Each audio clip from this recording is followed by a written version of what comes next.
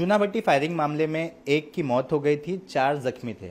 वहीं पुलिस ने इस मामले की जांच करते समय कुल 4 लोगों को गिरफ्तार कर लिया है। आखिर क्या ये पूरा मामला था?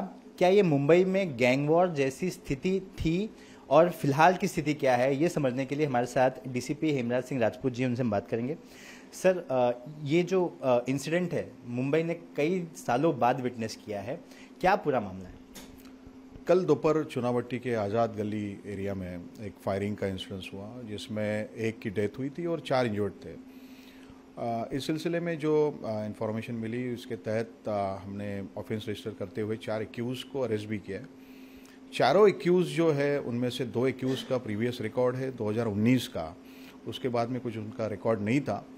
हालांकि दोनों ग्रुप इनकी आपसी रंजिश रिसेंटली सामने आई थी और इस रंजिश की वजह से दोनों में कुछ डिफरेंसेस थे, उसकी वजह से ये कल का जो इंसिडेंस है वो हुआ। इसके बारे में जो एक्यूज़ है, चारों एक्यूज़ को हमने पीसीआर में लिया है। 12 दिन की हमको कस्टडी मिली है, तो इंट्रोगेशन में बाकी इस बातें सब सामने आएंगी। सर, हर कोई जानना चाहता है कि आखिर ऐसी क्या रंजिश थी कि कट्टों का जुगाड़ करना, ये जो देसी कट्टे थे इसका जुगाड़ किया गया, समय का इंतज़ार किया गया, फिर मारा गया, बाकायदा प्लानिंग करके कि ताकि कोई बचे नहीं, फिर भी बच गए लोग।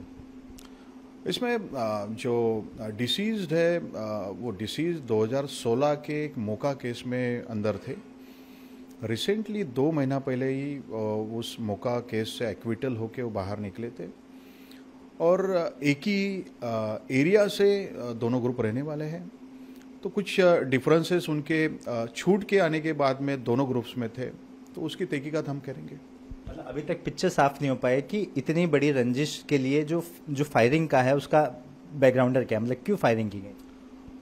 अभी सभी बातें तो इंट्रोगेशन में सामने आएगी। अभी तो इन्वेस्टिगेशन डायनामिक स्टेज में है, वो सामने क्लियर हो जाएगा। सर, इतना वेपन हमारे जुरिडिक्शन में आना, ये सवाल कई बार लोग उठाते हैं कि क्या जो लोकल इंटेलिजेंस है वो कहीं फेल्यूर है या फिर उन्हें पता नहीं चला।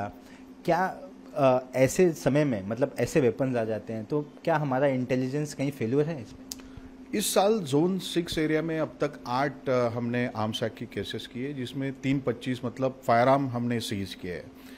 तो एरिया में हमारी तो इस सिलसिले में अलग अलग जगह पे अलग अलग टाइम पे हमारी जो सर्चिंग है वो तो होती रहती है। कुछ सर्चिंग हमारी इंफॉर्मेशन बेस्ड भी होती है और उसके ऊपर हमारे केसेस भी हुए हैं। इस सिलसिले में हम और तहकीकात करेंगे कि ये वेपन्स लाए कहाँ से, दिए किसने और कैसे अंजाम दिया। सर, ये जो इंसिडेंट हुआ, कितने लोग मौजूद थे? क्या एक बच्ची को लगा, वो बच्ची कौन थी? क्या किसी के रिश्तेदार थी? वो वहाँ पर कैसे आ गई?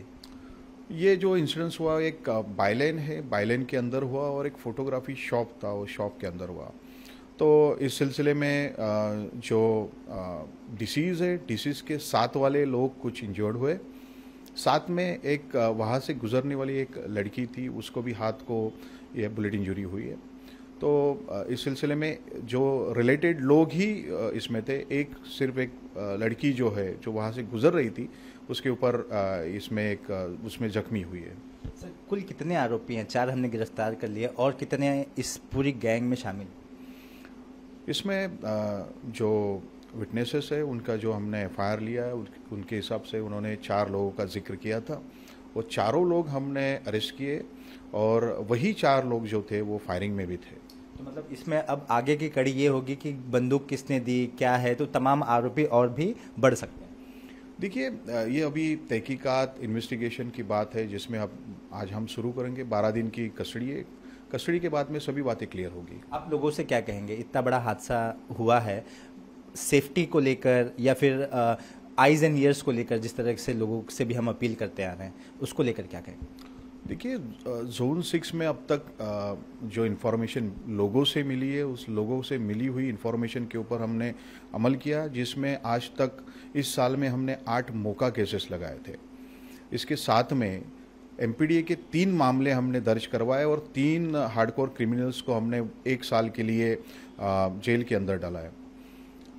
जो तड़ीपारी है, एक्सटर्नमेंट बोलते हैं, इसमें आज तक हमने 28 ऐसी गैंग्स जो है उनको तड़ीपार किया, इसके अलावा 56, 57 के तहत भी कार्रवाई और टोटल 155 क्रिमिनल्स अब तक हमने जोन से उनको एक्सटर्न किया है। तो ये जो इन्फॉर्मेशन अब तक हमको मिली ये पब्लिक से ही मिली है। पब्लिक के इन्फॉर्मेशन के ऊपर ही हमने अमल करते हुए काम किया है। तो आगे भी मैं मुंबई के जोन 6 के सभी आम नागरिकों को ये बात कहना चाहूँगा, मुंबई पुलिस आपके लिए थी, मुंबई पुलिस आपके लिए है और मुंबई पुलिस आपके लिए रहेगी। इन्फॉर्मेशन आएगी तो उसके ऊपर हम अमल करेंगे और आपकी सुरक्षा के लिए हम चौकन्ना है। धन्यवाद। तो आप सुन रहे थे कि चुना भट्टी की फायरिंग की क्या कहानी थी, कैसे ये फायरिंग हुई।